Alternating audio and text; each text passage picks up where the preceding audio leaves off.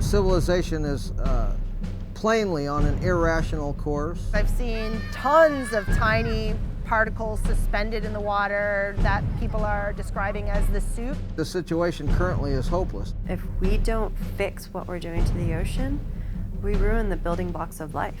We're destroying our own environment. We're part of this environment. We are shooting ourselves in the foot. It is an issue, it is a crisis, just because you don't see it at the moment. Do we need a disaster? We just had one of the largest disasters ever. Everything we share, which is the ocean, which belongs not to corporations or any individual, belongs to the world as a whole, that's getting trashed. You know, there's no place called away. When we start to lose those resources, we lose our very quality of life. Our business system, our environmental system, our social system is not going to survive. It cannot survive. All the other species are suffering because of our dense slumber. We also lose the ability of future generations to enjoy a quality of life that we were fortunate enough to have. The horrific thought of the ocean that I love so much. This is terrible. This is what we're doing to ourselves. This is what we're doing to our neighbors. This is what we're doing to every other life form on this sacred planet. That's going to have a massive impact on our entire ecosystem. We're in trouble. We are going to create an environmental catastrophe that we may not be able to recover from. We are killing the planet with our own hands, even when we don't realize it. It's far worse than any oil spill that's ever hit the face of the planet. We have to stop.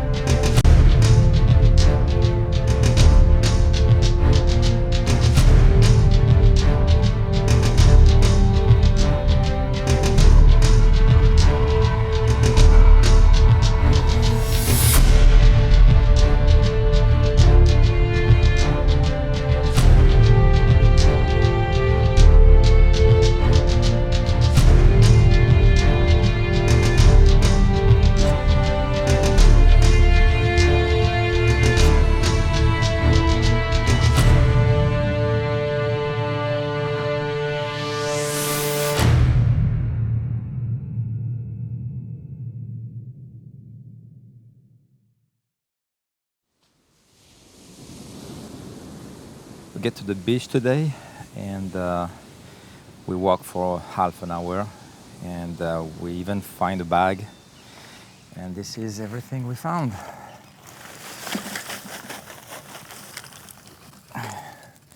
Isn't it amazing? Look at that. And ropes of plastic,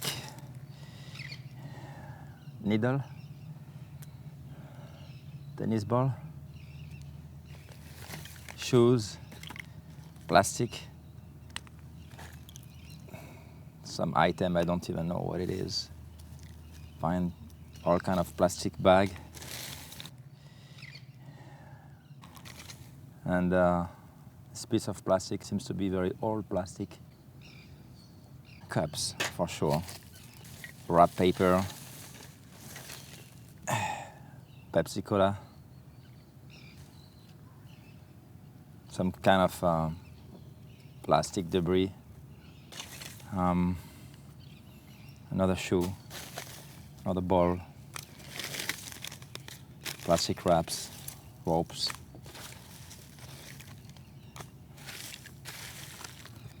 Half an hour on the beach.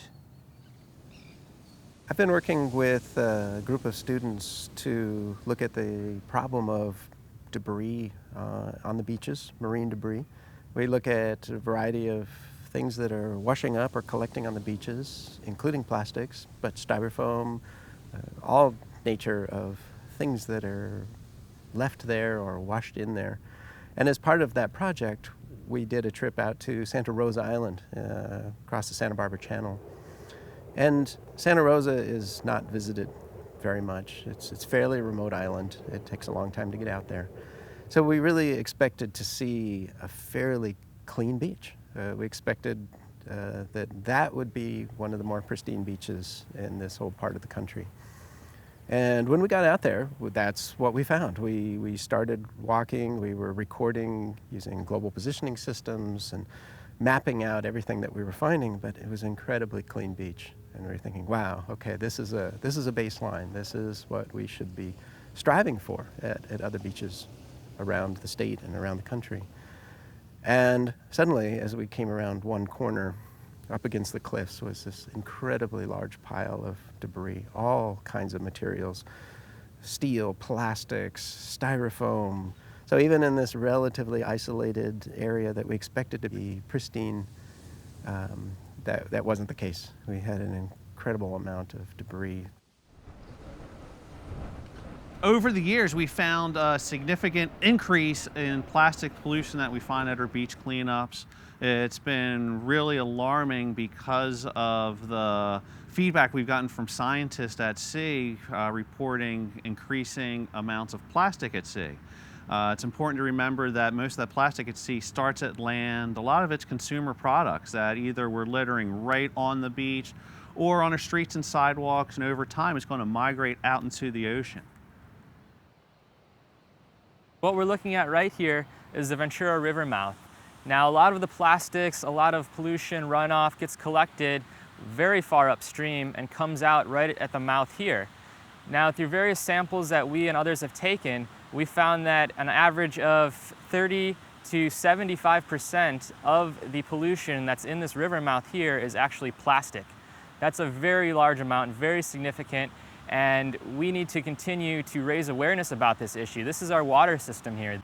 You know, the thing is that the plastic problem is increasing as population increases, as we have our river runs dry and then flushes out all of this waste into the ocean. It's a very scary possibility that if we don't do anything and if we don't take initiatives to control the plastic problem, that we will find it littered throughout all our oceans, more so than we do today.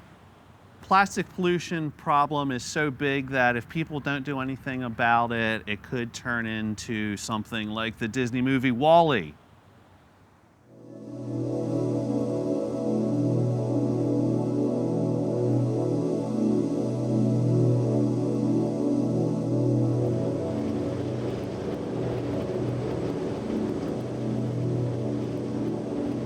Most of the trash that we find floating out in the surface of the ocean, here in the Santa Barbara Channel anyway, are balloons, helium-filled balloons that somebody lets go of or they blow out of their hands, and they go up into the atmosphere, and eventually the helium loses its properties and the balloon sinks back down to the surface of the ocean and basically becomes trash. And balloons, by their very nature, are a single-use item for parties or events. We see it just is trash from the moment that it's used, and we try to pick them up when we come out and when we see them out here.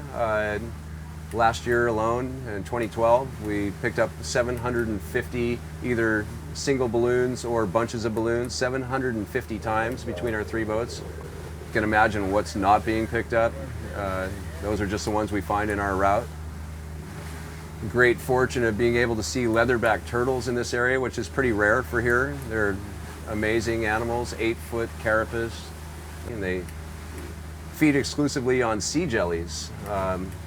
And one of the favorites is the purple striped medusa, and they gobble them down, and when they see that mylar balloon at the surface, it probably looks exactly like a sea jelly. They come and try to ingest that, and it clogs their throat, and they end up suffocating because of it. And we've seen a couple of live ones thriving and eating the sea jellies. We've seen a couple of dead ones, which the necropsy showed that they choked on balloons. We've seen, in particular, the western gulls, the seagulls. Anacapa is the largest western gull rookeries off the west coast of the U.S., and we pretty much go to Anacapa on a daily basis, so we see all kinds of things in their behavior.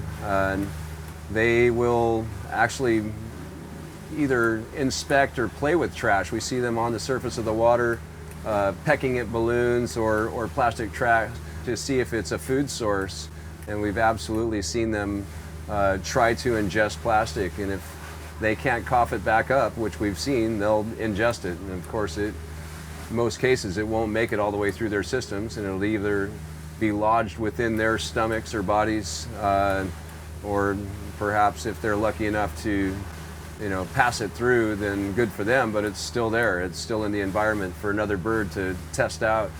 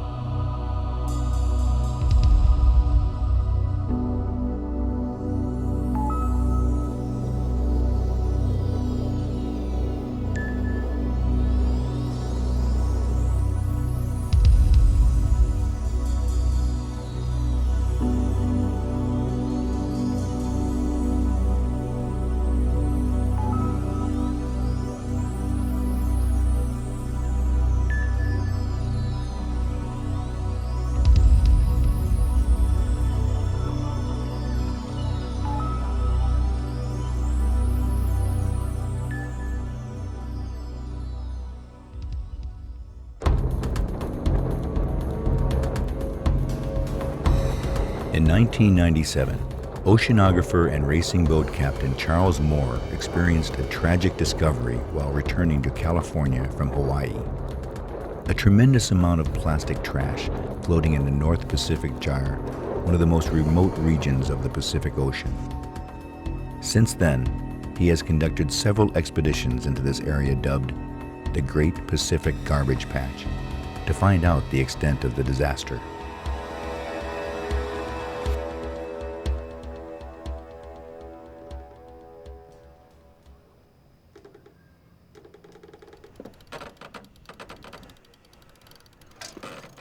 Well, the patch is a term originated by Dr. Curtis Ebbesmeyer, the author of the book Floatsometrics. He's an expert on how currents move debris around in the ocean. And he postulated that there would be a place in the North Pacific where debris would accumulate based on his modeling of currents. And that he called the Eastern Garbage Patch. Now, when people think of a patch, they think of something like a pumpkin patch, or a patch of weeds, or a patch of some sort of plant, but they think of it being concentrated. Well, in the ocean, it's a relative term. Something that's concentrated in the ocean is not like something that's concentrated on land. The ocean is much bigger than the land. It's twice as big as the land. And not only that, it's much deeper. The habitat is much deeper than the land. The average depth of the ocean is 2 miles. The Eastern Garbage Patch is half as big as the continental United States, and it carries thousands of tons of trash, but that quantity is not, for the most part, touching another piece of trash. It's not concentrated to where it's an island. People have got this myth of a trash island. It's not an island. The Eastern Garbage Patch indeed accumulates trash. It accumulates more trash than other areas of the ocean because the currents are such that they tend to converge the debris into that area.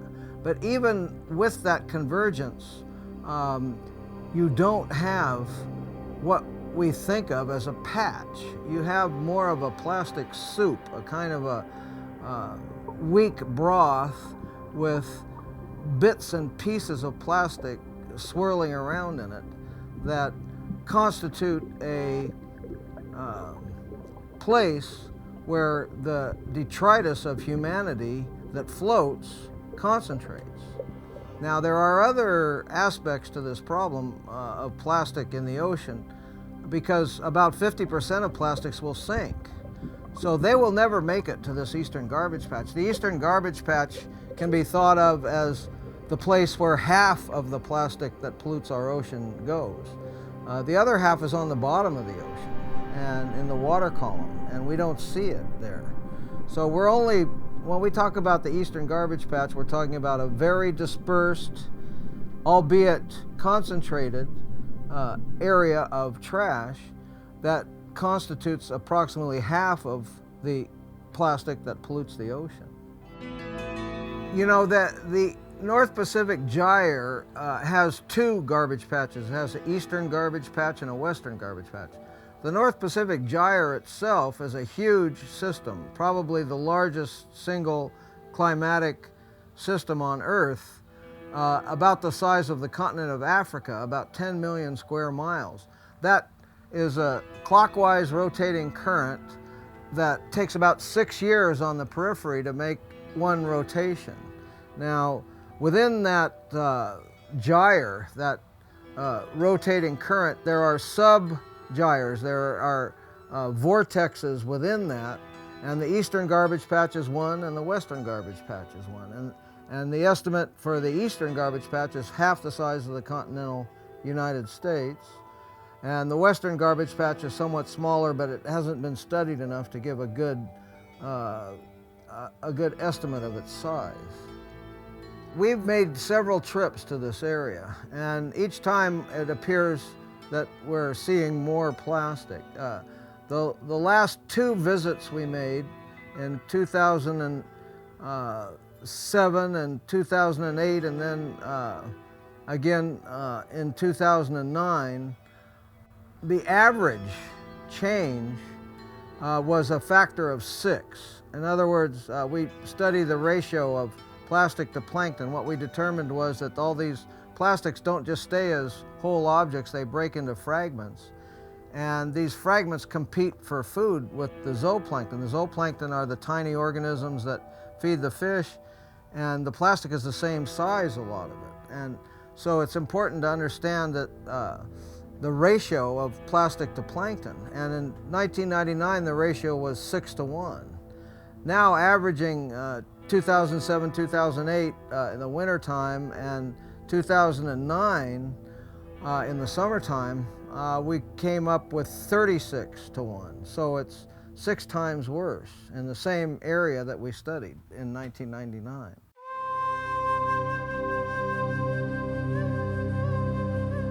An estimated 4.7 million tons of plastic trash is going into the ocean each year. 80% is coming from land. The rest comes from ships and platforms.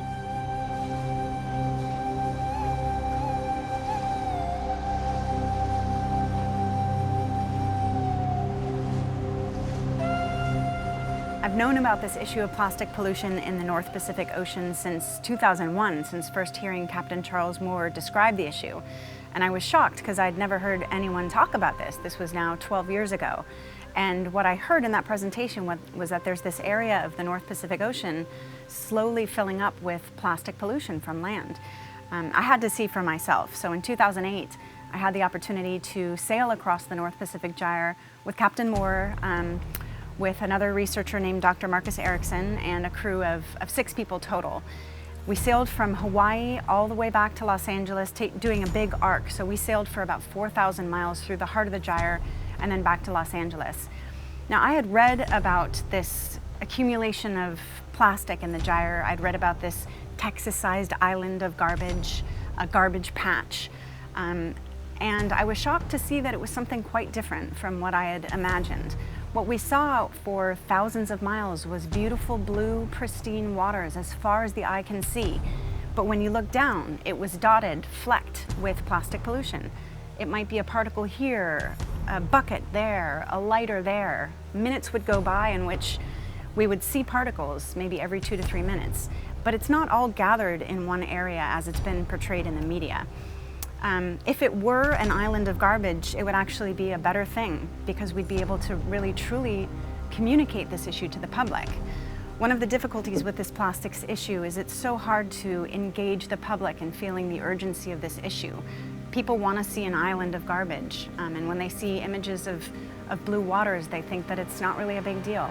The reality of the issue is it's more like a plastic soup. That's how many of us now describe it. It's this plastic soup of confetti that's very diffuse.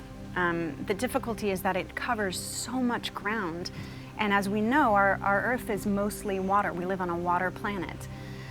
So in trying to engage a sense of urgency with the public, the best way to really get people to see that this is an issue of concern is to show them how it ultimately impacts you and I. When I first started getting involved in this issue, there was a fair amount known about the North Pacific Gyre. There was some research on the western edge of the North Atlantic Gyre. But I was really surprised to learn that there are actually 5 large subtropical gyres in the world, and there was no data on the southern hemisphere. There was nothing known about the South Pacific Gyre, the South Atlantic Gyre, and the Indian Ocean. That was our impetus to start a new organization to really explore this issue on a global level, to see what's in the world's oceans. People kept asking us over and over, okay, we've heard about the North Pacific, but what about the Indian Ocean? What about the South Pacific? We've now been to all 5 subtropical gyres collecting data. We've collected over 500 samples now. And what we do at sea is we drop what's called a trawl in the water. We skim the surface of the ocean with a plankton net. So we're able to look at both the amount of biomass, of life in the oceans, along with how much plastic is there. In these 500 or so samples, only 2 of them have come up clean. And that was off the coast of Chile, just before we got into the South Pacific Gyre. So what we know now is that we have virtually changed the face of the planet. We've changed our seascape. Every single sample we've pulled up, without fail, other than these 2 samples off the coast of Chile, have contained plastic. When you think about how much of our planet is ocean, and when you think about all 5 of these oceans containing this thin veneer of plastic, it adds up to a tremendous amount. Approximately 50% of plastic sinks to the bottom of the ocean, where it smothers and kills marine life. According to researchers, twice as much marine debris is lying on the seabed today compared to 10 years ago. A recent survey from the state of California found that 3% of the Southern California ocean floor was covered with plastic.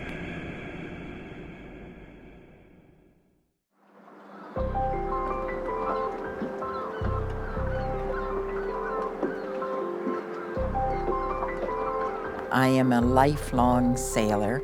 I've now sailed probably close to 100,000 miles. From the expeditions we've done to the gyre, as I tell people, I wouldn't presume to say how many millions of tons of plastic debris is in the ocean, because that has really not been what we've studied. We've studied what the plastic is doing to fish. My friend and associate Sylvia Earle says over 300,000 marine mammals are killed every year by either ingesting plastic or getting tangled in plastic. And the sea turtles, the seals, everything is getting adversely affected by plastic in the ocean. Because when they had a young sperm whale washed ashore dead in California, and they did a necropsy on it, and it had over 400 pounds of plastic in its stomach.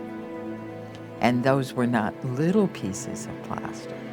That was ghost nets, bigger pieces of plastic, etc. And when one sees the seabirds and the way they're being affected, and you look at the stomachs of the albatross that are dying up at Midway Island, once again, they're not these little pieces you can hardly see. They're lighters and golf cues and every little piece of plastic toy or whatever you can imagine, because the seabirds feed these to their young, thinking they're some kind of food. So, the problem of plastic is increasing And part of why it's increasing is because it does last for hundreds of years. 20 tons of plastic debris washes up on Midway Island every year, with 5 tons of that debris being fed to albatross chicks by their mothers. Approximately 1/3 of these chicks will die before becoming adult.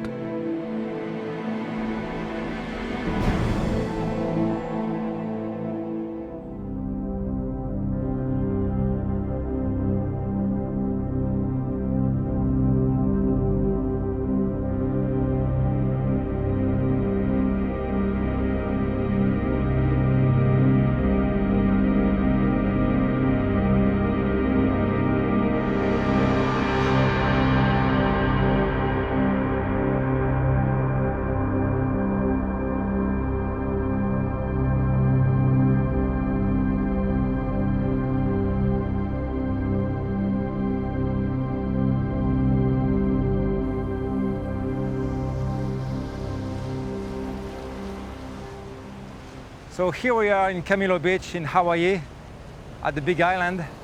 This is not really a tourist beach, but as you can see, the debris here is probably the most you can find anywhere in the island.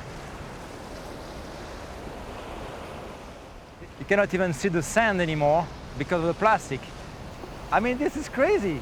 This is something that people need to see.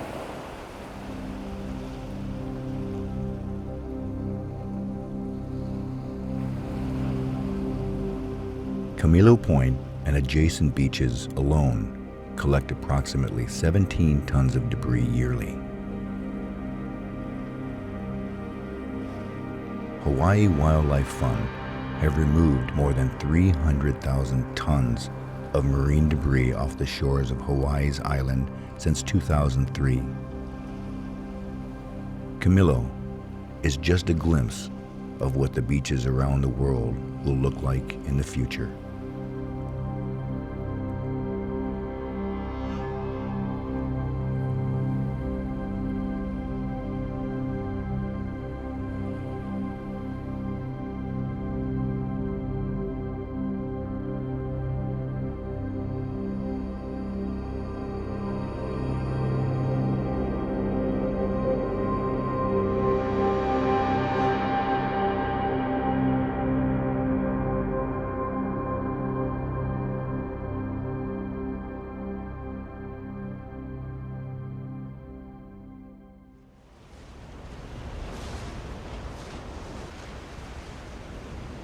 This area has been titled everything from rubbish beach, junk beach, dirtiest beach in the world.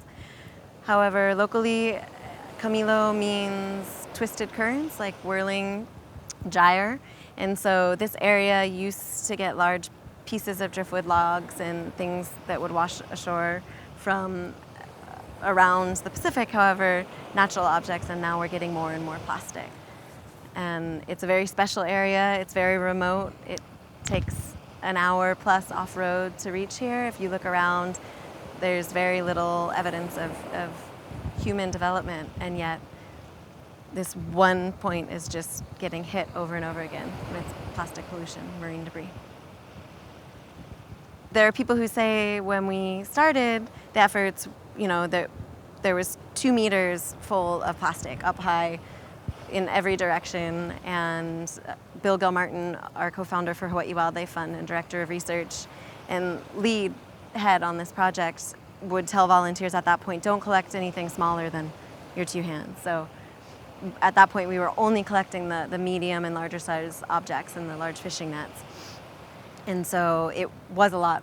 There was a lot more rubbish. So when you come here today, this is a relatively clean Camilo. We get debris from all over the world. And even though we pick up a piece of debris and it's, you know, we can identify that it's made in Korea, still yet we don't know if it was eaten off of a Russian fishing boat off the coast of Midway or what. However, trying to piece apart things, we do see things that are made in Japan. We see things that are made in California, Alaska, vessel tags all down the west coast of the US, China, we got things from the Soviet Union. All we're doing is choking off our ocean. You know, we're feeding our fish and marine mammals and sea life and coastal life plastic, and it's not pretty. All the little microplastics that you see right here have been either breaking down in the ocean or breaking down on the beach. But what you see here is not just sand and microplastics, because some of the sand is actually plastics. And a way to see that is by just taking a scoop of the sand and putting that in the water and seeing all that floats out. But you can see that there's a lot more plastic than we initially thought from that one scoop. So this is the eventual fate of plastics. They will degrade into smaller and smaller pieces and never actually go away. What's going to happen to this stuff? We can't have people come down here and just focus on microplastic. To focus on the small stuff, no, that's a losing battle. So we mainly just ignore the small plastics, but it's going to become a point where we can't ignore it anymore. This isn't going to look like a real beach. If you look around, this is our future. If it's being seen at Camilo here, maybe this is the canary in a coal mine for other beaches around the world that haven't been hit by plastics just because of the way the currents are flowing right now. Something we really need to think about. We no longer have a place to throw things away. There is no more away. All you see now down here at Camilo is colors in the sand. And if you go down to South Point now, Kalai, there's no more albatross. It's important for our marine life. You know, a lot of us, because we are island people, we live off of the ocean and we live off of the land. And if, you know, that is being desecrated, then, you know, the earth and the ocean won't be able to produce and sustain us with the foods that we draw out of there. If people continue to use plastic in this world and it starts accumulating in areas, this whole island would be a plastic island. The whole world will turn into plastic, you know, because it's not degradable.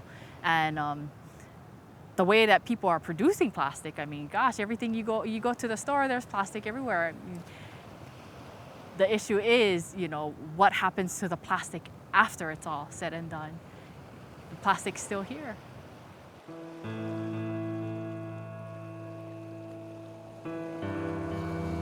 I've been here, living here all my life, and ever since I lived here, I've been going to the beach. I've been going to Kalawalo and Camilo every weekend, and in the last 10 years, I've noticed a whole lot of trash, a whole lot of plastic nets, cargo nets, and all kind of stuff just floating into Camilo and Kalawalo and just being there all the time now. And from visitors coming to our island and just going down there now and just leaving their trash. I notice it's been very bad. It's getting worse. I'm sad for our island. When we were younger, I never saw trash coming on our beach. Now it's constant. You know, we have volunteers that go down and pick up the trash, and they bring home truckloads of trash, and we take it to the dump, but it comes right back. You know, I'm noticing that it's just coming. It was a safe environment where not too much waves. It's nice to teach kids how to dive and fish, and now it's I don't want to take my kids down there. You know, you guys got to watch what you put into the ocean and what you put way over there. It affects us over here also. Whatever we do here affects other people over there. I think everybody got to be conscious of what affects everything. You know, I believe our island is a special place, and we're ruining it.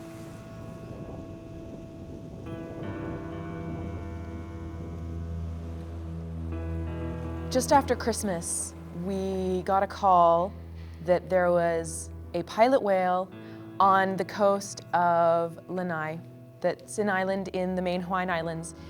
And when we arrived, it was shocking because the animal was completely intact, except its stomach had somehow come out of its body and was lying on the sand. We didn't know why it had died, so we were there to investigate. And we did the whole process, we started taking samples, and when we got to the stomach portion and we opened it up, inside we found estimated at least 15 pounds of plastic trash. There was black plastic garbage bag material. There were lines and ropes all jumbled up with little bits of squid beaks and the kind of things that we used to see. But this animal, its entire stomach was completely full. We thought it was bloated when we first saw it. And when we cut it open, it wasn't bloated. There wasn't any air. It was just all plastic. And I've always worried about the plastic in the environment and in the ocean. With something like this, we can only theorize how this animal might have eaten so much plastic. And obviously, once it's inside, there's nothing we can do. The animal was doomed. And now all we can do is learn from what happened. Dozens of species are disappearing from our planet every day, forever, because of us. It is truly a massacre. We are currently experiencing the worst outbreak of species die-offs since the loss of the dinosaur 65 million years ago.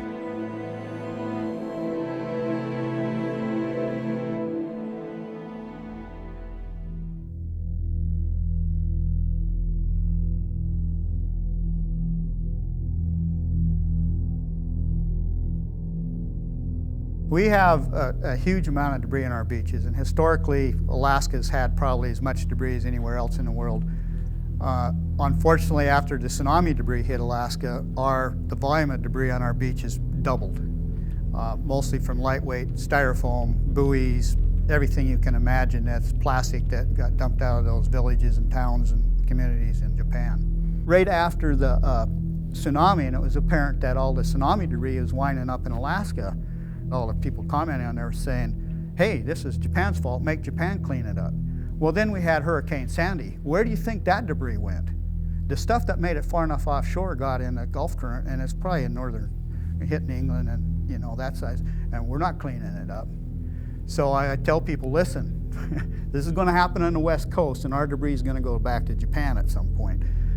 So we're all living in the same bathtub. The damage from this marine debris is far worse than any oil spill that's ever hit the face of the planet. These are long-term, persistent, deadly chemicals that are man-made, they're unnatural, there's not organism to degrade them like there would be for crude oil or something. So this is a serious, serious problem. And to me, the marine debris issue, the chronic marine debris issue, is second only to all the impacts of global warming and how serious it is. It's in all the oceans, it's from the top to the bottom. It's impacting all the organisms in the ocean, from the smallest things. They're now finding microplastics in the krill and everything else, and we're finding it all the way up into the whales. So everything is getting damaged by this. Plastics are wonderful if they're used properly. But if you discard them in the ocean or anything else in the ocean, you're really crapping on your kitchen counter. And the people in Alaska need to look at this. And we hear people in Alaska say, why are you cleaning this up? It's just going to keep coming. This is coming from men mostly. Women say, of course you're going to clean it up. It's your kitchen counter. This is where we get our sustenance in Alaska, is from our shoreline. And so what I say to people is, keep this stuff out of the water. Everything eventually winds up in the ocean. And if you can't find a way to keep it out of the water, don't buy it to start with. And we need to reduce our consumerism a lot. I don't know what you say to people to get them grabbed by this thing. It's not like an oil spill where you have beautiful otters that are covered with oil and they're struggling and drowning and dying. We don't have that. I think what's going to happen is say to people, listen, this is going to impact the food you eat. It's going to put toxins into the fish you're buying, and you don't want that. And if you want to have a clean, healthy environment, you need to get after this right now.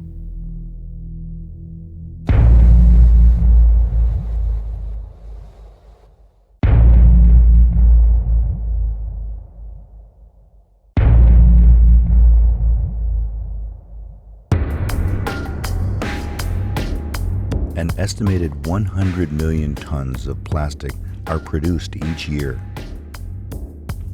The average American discards 4.5 pounds of trash a day, and only 7% of the plastic is recycled.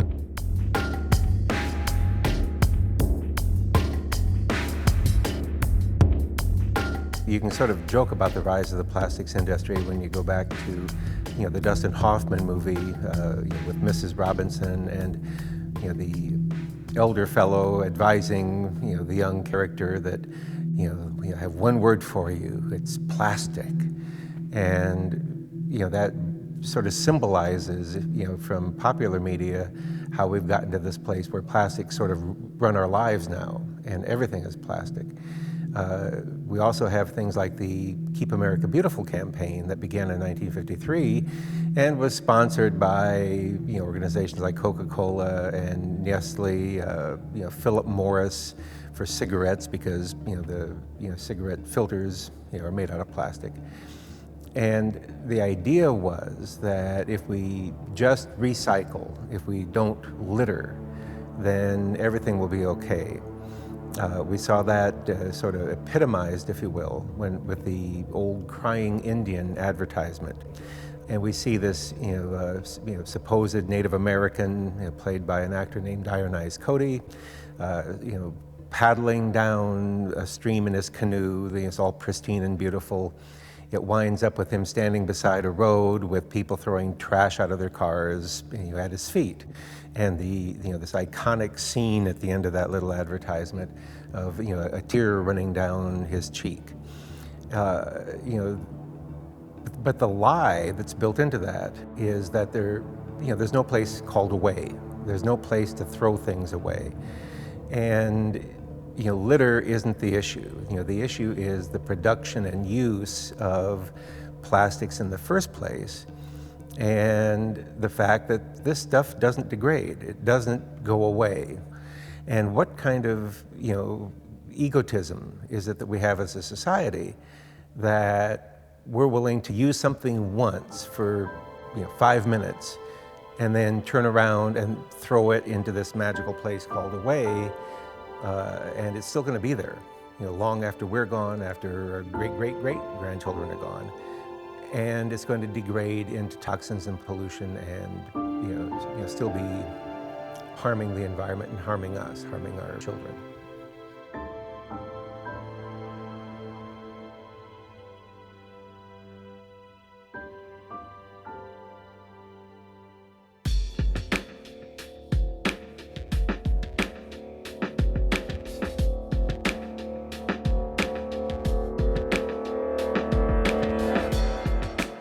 My field of expertise is, of course, material science.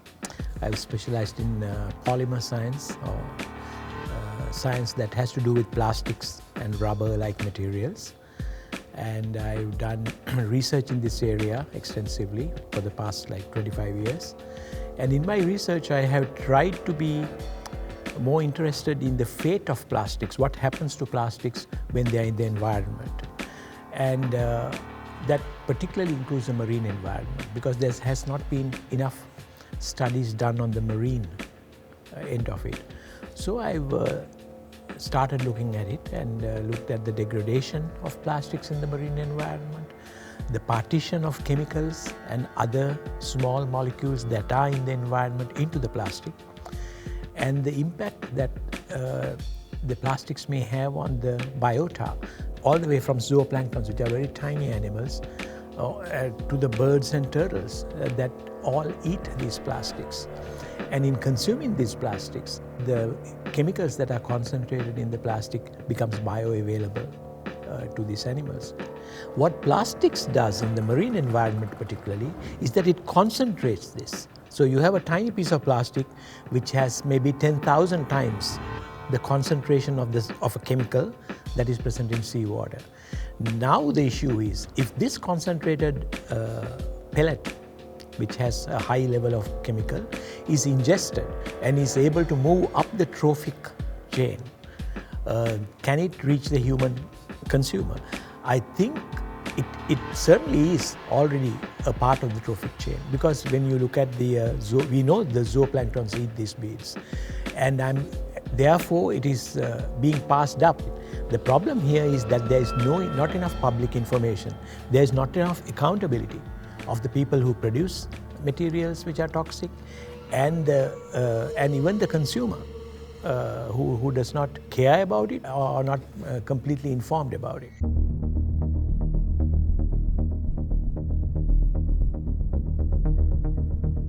The work that we've done has shown that as tiny particles of plastic break down into smaller and smaller sizes, they're able to transfer once ingested from the stomach of the animal to their bloodstream, where they stay there for months. And so these tiny particles of plastic are able to accumulate in the very blood cells themselves. And these are things like mussels that we eat every single day. And the problem with this really is that the plastic contains persistent bioaccumulative and toxic chemicals at concentrations 1 million times greater than what you find in seawater. And these types of chemicals are known to be toxic to these types of organisms, including humans. So there's real concern that these plastics may be acting as a vector for these pollutants into our very own food chain. When you were speaking to the experts about, how mussels or animals eat, they said, oh no, these plastics will never transfer across. And so we did the experiment and we showed quite clearly. And the really worrying fact was that as these particles were getting smaller and smaller, the rate of transfer increased. And we found more of them, which is what plastic's going to do in the environment. Particles of clothing are actually the most abundant form of solid waste that we find in our habitats worldwide.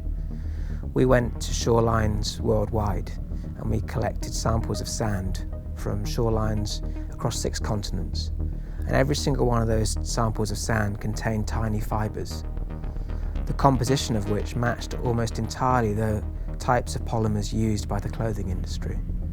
And where sewage was discharged, we found 250% more of this material, which led us to work showing that each time you wash an item of clothing in a washing machine, thousands of fibres transfer through the wastewater, through sewage, and accumulate on shores worldwide. And no clothing manufacturer is doing anything about this problem. They have the ability to be able to produce clothing that sheds fewer fibres and less toxic fibres, but basic information about what's better, synthetic or cotton or natural particles, that information is not around. And that's a real shame, because yet again, the public can't make an informed judgment about the types of clothing that they want to buy. We've been trying to contact clothing manufacturers across the world to try and raise awareness of this issue, but they think it's the responsibility of the sewage treatment works to deal with this. When we were around a table of policymakers and people from government, one of the disturbing things that we found was that basic information about the persistence, the bioaccumulative nature and the toxicity of plastics was not in those discussions, despite us being clearly aware of it, which is what our article in Nature did this year, is provided a synthesis of that. But we haven't seen any uptake of that major policy findings, of that information by the policy makers. And that really concerns us, because our estimate, by 2050, we think we're going to add another 33 billion tonnes of plastic to our planet. And bearing in mind each year we don't know where half of the plastic goes. Each year it's about 150 million tonnes. We just don't know where it is.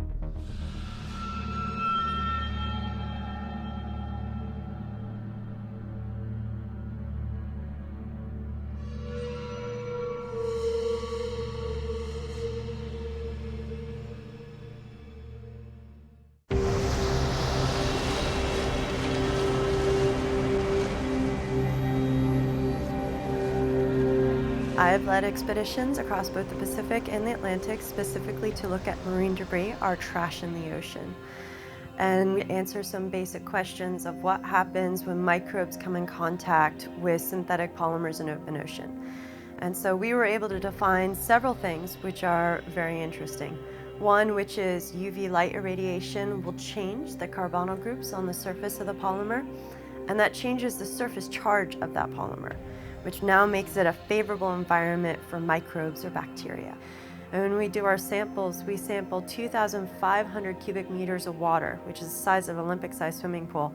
And I pull up maybe this much full of microplastics, like a venti cup of microplastics. That's it. We maybe see some large share, like nets size of a Hummer once a day in the middle of the subtropical convergence zone. We see 5 to 6 the size of shopping carts. Not huge amounts, but you have to remember the middle of the ocean is an ocean desert. There's very little of what we see in sources for food. So if you're changing carbon in our ocean deserts, you're making a huge footprint. Now we get about 98% of the world's dissolved inorganic carbon from our open ocean environments. So if we're changing that carbon at a very basic level, we're changing everything. That's where the story gets complex. The ocean, while it's vast and it's constantly moving and it's working on this giant conveyor belt, is very fragile. Small changes in temperature impact that conveyor belt. Small changes in chemistries impact the animals and life that are in that conveyor belt. It's such a fragile system, and in my lifetime, we have made massive changes. I'm not that old. We think of the ocean as this really big place, and we think that whatever we put into it, it's gonna take care of it. That's not what we've been seeing. We've been seeing things like our own sunscreen creating problems with coral reefs. We've changed the temperature in the ocean to the point that 50% of the coral reef ecology is gone. We see things coming at us every day, like radioactive heavy metals floating in the currents towards the United States. And we don't think about it because we think the ocean is a really, really big place. So there's a lot of stresses happening on the ocean right now. Whether you're looking at ocean acidification, whether you're looking at synthetic chemicals going into the ocean, heavy metals, radioactive heavy metals, plastics, radars, you name it, turbidity, a lot of things changing the ocean. What does that mean to us? Carbon, the building blocks of life. Oxygen, what we breathe. Food that we eat. We don't fix what we're doing to the ocean, we ruin the building blocks of life. And it's that simple.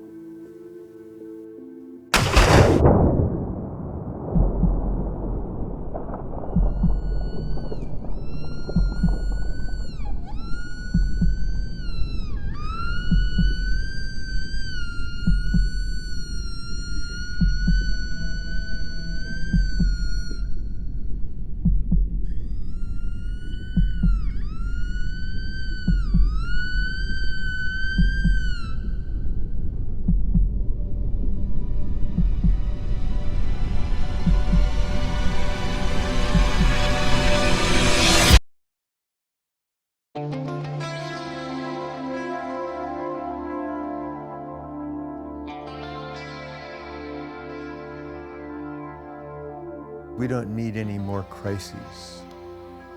There are so many crises. If we really looked at the real news, the media seems to be distracting us with shallow news.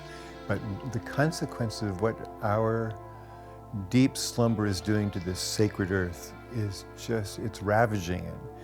How do we get the media to focus on that which is already dying, that which is already being plundered, that which will take decades, if not centuries, to clean up?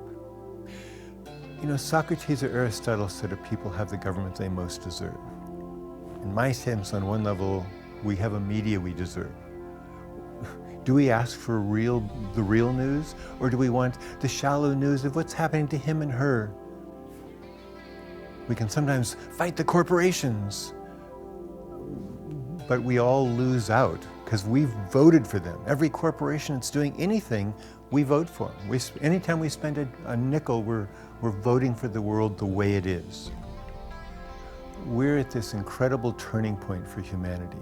We've done so much out of our ignorance and our arrogance, and now we get to step into the power and the magnitude of who we truly are. None of us want to really look into the mirror of, again, the consequences of what we're doing. And now we're at this point where we know too much. Even if the media has tried to give us only shallow news, we're learning, our children are learning the magnitude of what we're confronting. Earth Day came out of the first Earth Day. People poured out on the streets because we heard all the bad news, but it was always being done by someone else. But finally, oh, what's mine to do? And I am convinced we're at that same kind of a turning point where humanity knows, oh, there are no grown-ups in the room. Huh? Leaders? They're doing all of these selfish, greedy little things? No, no, no. We are more than this, and it's time for each of us to step into who we are. This is the most fun game in town. I've had the privilege of working with these amazing heroes on the planet. It's like these people who are speaking for life. They're speaking for the future. They have way more friends. Their bank accounts may not be huge, but can I imagine a better circle of friends to be with? This is the only game in town. Come and join us. Come and play and be a part of the solution, and we need every one of us. All of us offer a certain unique lens and creativity. So people come down and say, like today, what are you talking about? Garbage patch, plastic in the ocean. I don't see it. But if you get out on a sailboat, if you spend time out around the islands, you see it going farther and farther beyond here. So it is an issue, it is a crisis, just because you don't see it at the moment. The fact that it's in the ocean in somebody else's perhaps backyard, oh, well, that's fine, it's not a problem. The realization is the fisheries travel through all those areas, as we're finding out with Fukushima and the radiation. This is not just about staying in one place. The fisheries travel all over, and they can come and they become a part of our food source, and they can affect it. So the debris is an issue, whether you see it or not.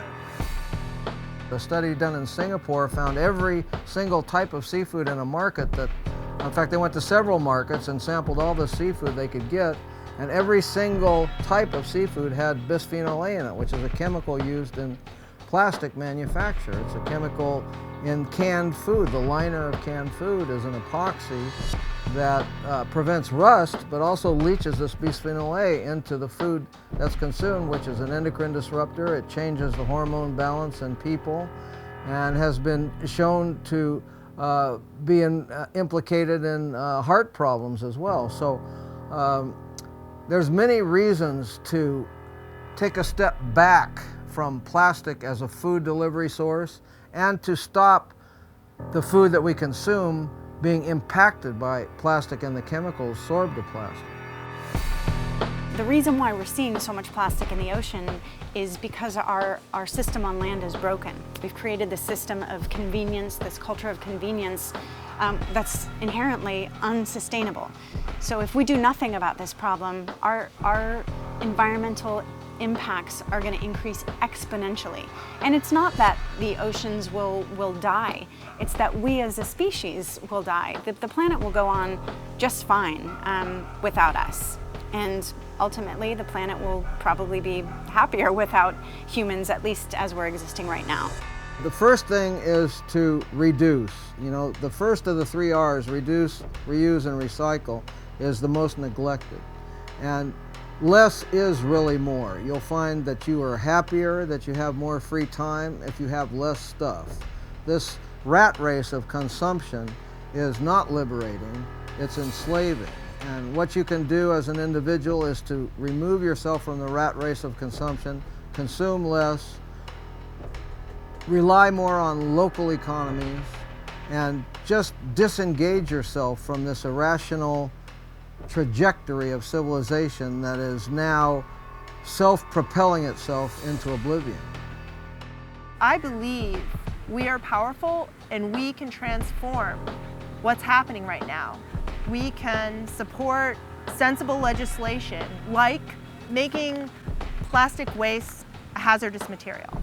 Right then and there, that will change the game for single-use plastics. I mean, all of this other piecemeal legislation, plastic bags and stuff like that, you may not even need.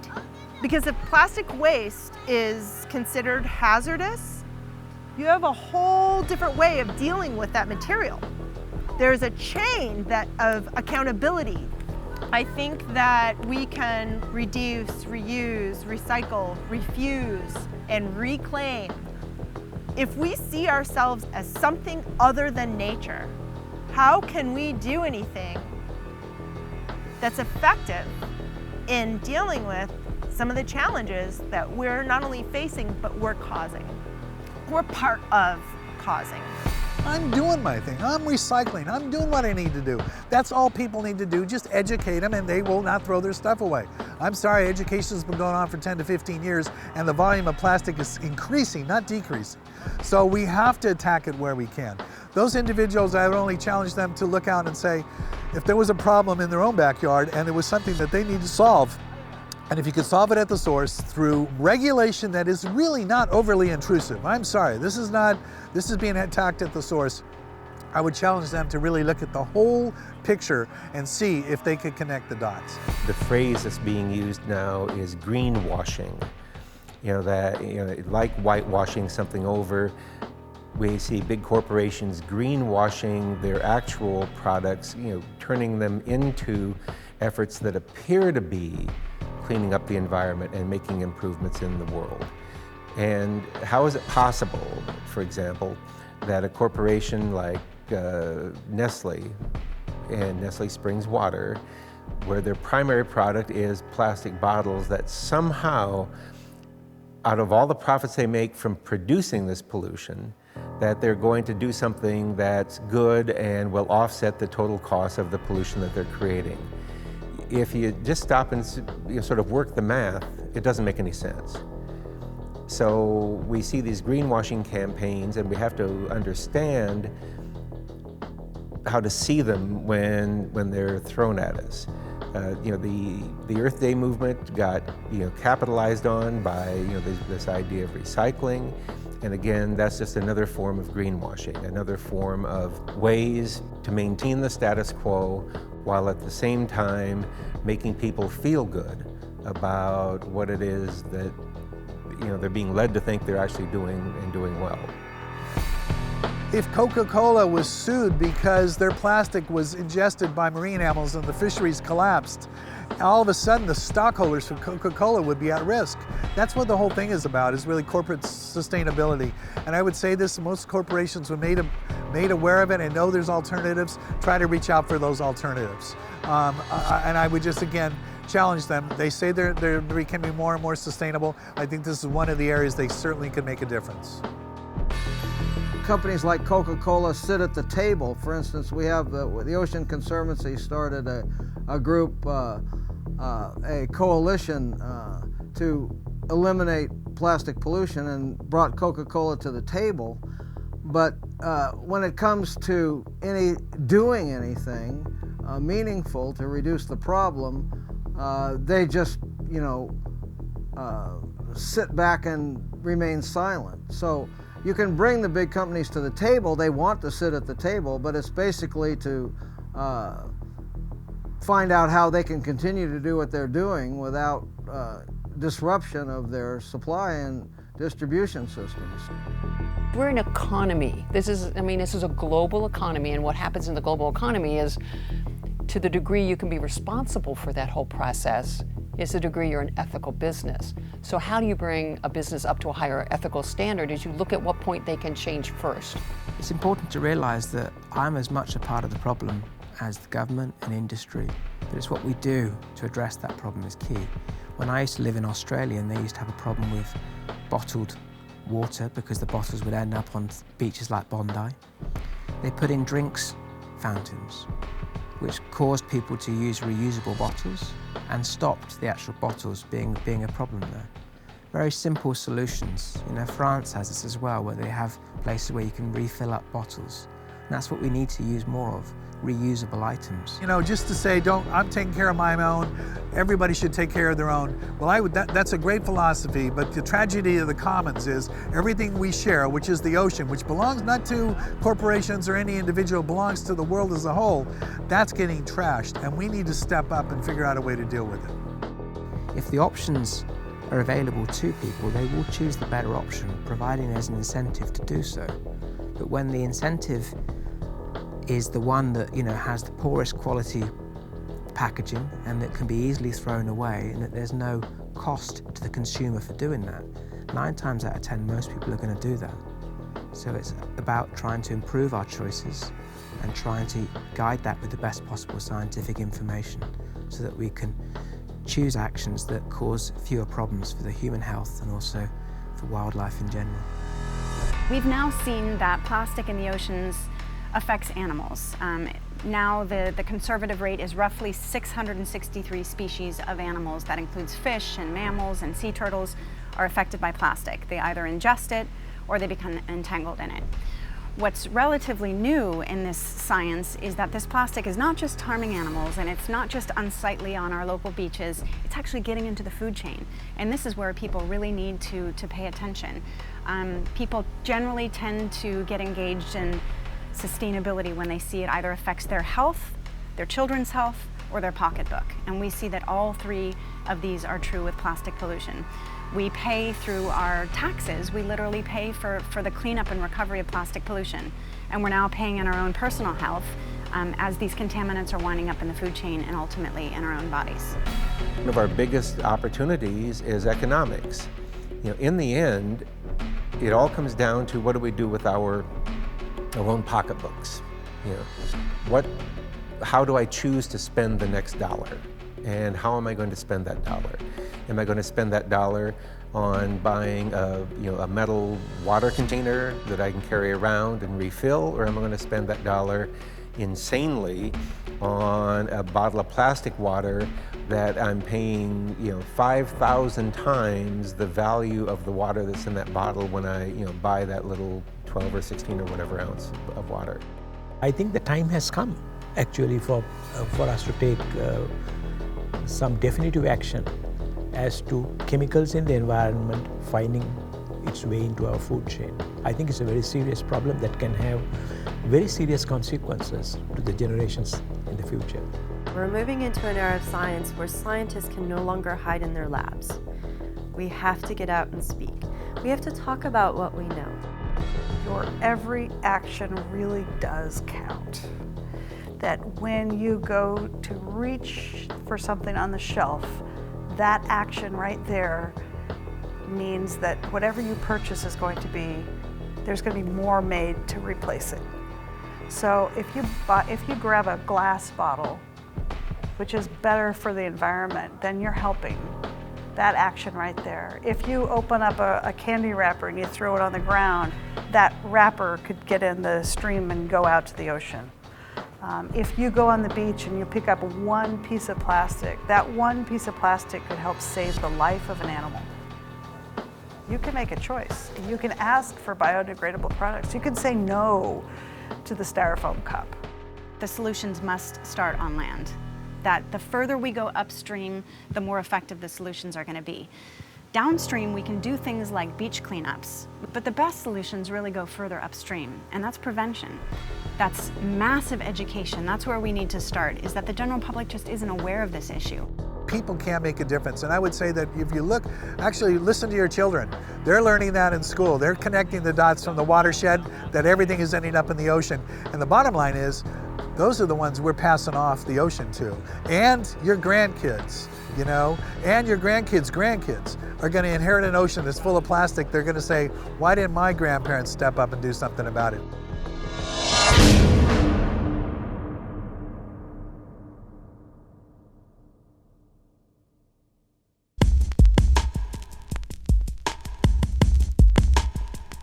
There's a lot that can be done on this issue, but it starts with engaging the public and educating people about simple steps they can take in their everyday life and how they can vote with their pocketbook and vote responsibly. Every single person has the ability to make change in their own life. It doesn't have to be big, it can be really small. And that small little change, when that one person does it, makes a big difference.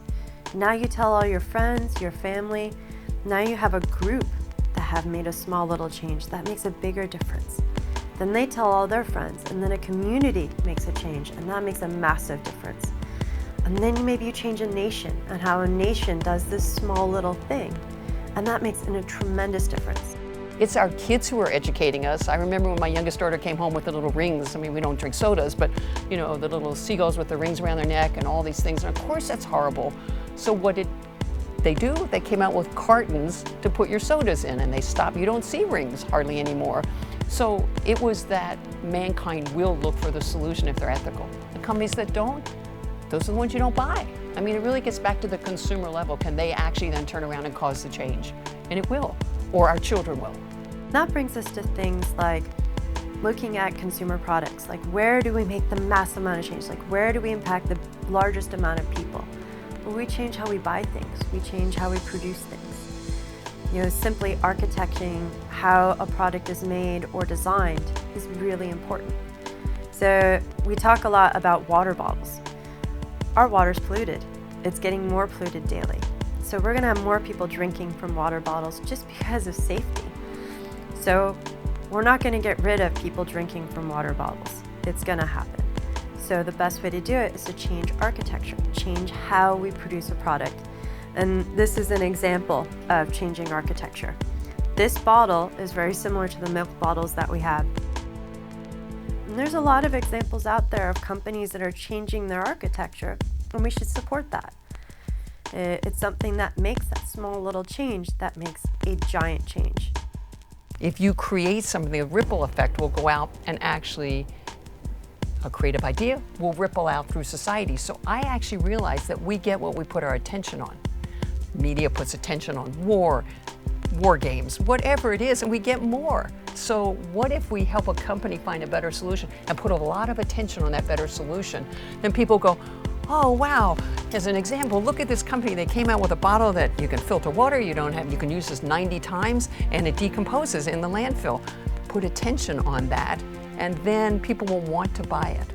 It's just what you do. So the whole thing is give them a better solution as a manufacturing, and then tell them how you're going to put attention on it, so it'll become, the manufacturer will become the hero because they've done this, and the consumers will want them because they want to be part of something that's pro-survival.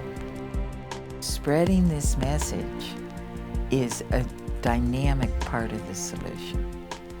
All of us, you know, whatever our positions in life, we all can and must be part of the solution. And what a wonderful legacy to leave.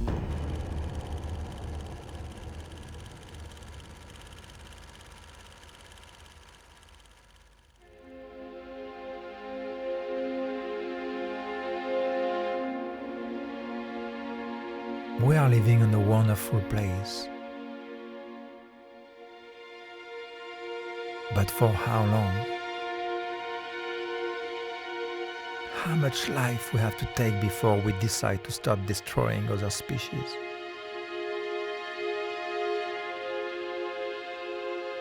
How long do we have before we completely sink in our own waste?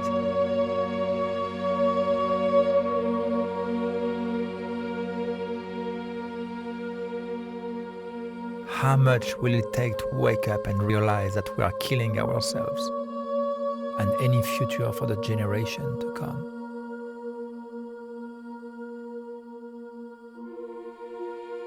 If we don't stop right now, we may not have another chance and be able to reverse it.